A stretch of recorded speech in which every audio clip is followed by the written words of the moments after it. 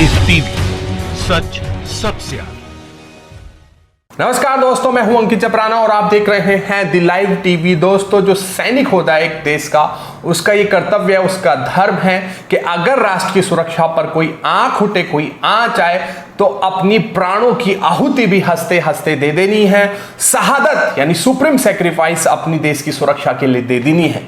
लेकिन दोस्तों, इससे उल्टा बीजेपी नेताओं की यहां पर फितरत, एक धर्म बन गया है कि जब भी शहादत हो उसमें से कैसे, कितनी बेशर्मी के साथ राजनीतिक स्कोर, यहां पर राजनीति रोटी सेकनी है उस शहादत पर। ऐसी ढेरों मिसालें हैं। लेकिन दोस्तों, आपको ताजा वाकया बताएंगे, आपको बता दें सिलसिलेवार तरीके से कि कानपुर में 8 पुलिसकर्मियों की यहां पर शहादत हुई थी। उन्हीं में से एक थे झांसी के सिपाही। तो उन्हीं के घर हमारे बीजेपी के मंत्री उत्तर प्रदेश सरकार से उनके घर पहुंचे थे। और दोस्तों देखिए, उनके घर पहुंचे हैं, शोक में पहुंचे हैं, लेकिन किस तरह से आप इस फोटो में देखिए कि उस फोटो अपॉर्चुनिटी पूरी उसको बना दिया गया। शहीद की जो पत्नी है उनको चेक कितने गाजे बाजे के साथ फोटो अपॉर्चुनिटी उसको बना दिया, यानी एक पीआर एक्सरसाइज अपनी ज्यादा है यहां पर। कितनी बेशर्मी के साथ इस चेक को कितना बड़ा करके गए, यानी इस शहादत का जो पॉलिटिकल स्कोर करना था वो भी एक सोची समझी साजिश है। पहले से ही ये निश्चित कर लिया गया था कि फोटो अपॉर्चुनिटी बनाना है, अपना ज्यादा प्रचार करना है। और यहां पे देखेंगे मैन ऑफ द मैच जैसे क्रिकेट में दिया जाता है, उस तरह से इसको एक पीआर एक्सरसाइज बना दी गई।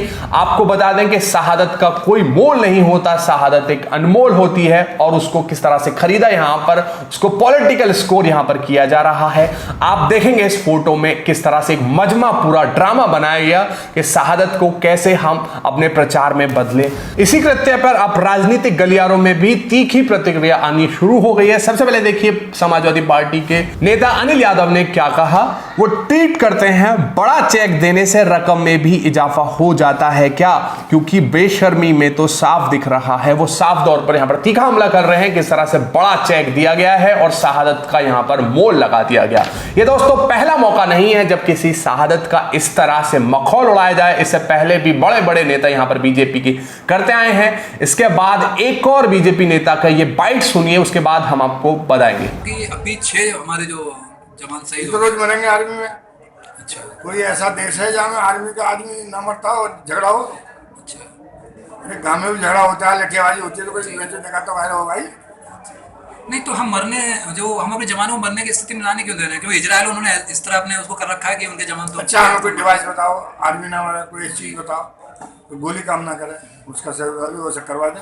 तो इन महाशय को आपने सुना, ये महोदय बीजेपी के एमपी हैं, नेपाल सिंह और सेना की शहादत का अपमान कर रहे हैं। उनको सम्मान तक नहीं दे सकते। सेना के जो शहीद हैं उन जवानों को ये मरने के समान बता रहे हैं, यानी कह रहे हैं कि सेना में तो जो जवान हैं वो मरने के लिए ही जाते हैं। अब इन नेताओं की बेशर्मी देखिए। वैसे ये तो छुटपुट यानी छुट भैया नेता हैं, ये तो छोटे मोटे सिपाही हैं जो सेना का मखौल उड़ाते हैं। यहाँ पर शहादत को खुलेआम यहाँ पर राजनीतिक बोली उसकी लगाते हैं। लेकिन दोस्तों, सबसे पहले इनको सुनिए, ये तो सबसे बड़े नेता हैं बीजेपी के, किस तरह से ये भी शहादत को बिजनेसमैन से कंपेयर कर रहे हैं। ये वीडियो सुनिए। सेना में एक जवान जितना साहस करने का ताकत रखता है ना, उससे ज्यादा साहस करने का ताकत व्यापारी रखता है।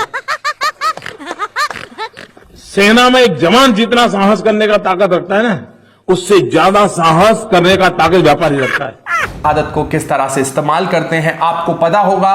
2019 के लोकसभा चुनाव के प्रचार के दौरान भी प्रधानमंत्री ने जगह जगह पर रैलियों में जा जाकर वोट मांगे थे। जो पुलवामा में जो 40 से ज्यादा हमारे जवान सीआरपीएफ के शहीद हुए थे, उनके नाम पर बाकायदा रैलियों में फोटो भी लगाई गई थी और बाकायदा ये अपील भी की गई थी कि मैं अपील करना चाहता हूं मेरे फर्स्ट टाइम वोटर से जो पुलवामा में शहीद हुए हैं, क्या उनका वोट उनके नाम हो सकता है। तो इनकी ये देखिए, इनका गवर्नेंस देखिए, 5 साल सरकार चलाने के बाद भी इनको वोट जो चाहिए वो शहीदों के नाम पर चाहिए। इससे अंदाजा लगाया जा सकता है कि इनका राष्ट्रवाद, इनका जो सेना के प्रति प्यार है वो जग जाहिर हो जाता है। वैसे दोस्तों, ये खुद अकेले नहीं हैं, बड़े बड़े नेता, मिसाल के तौर पर हम आपको बताते हैं साध्वी प्रज्ञा ठाकुर, इनको आप जानते ही हैं, मालेगांव बम ब्लास्ट में ये आरोपी हैं।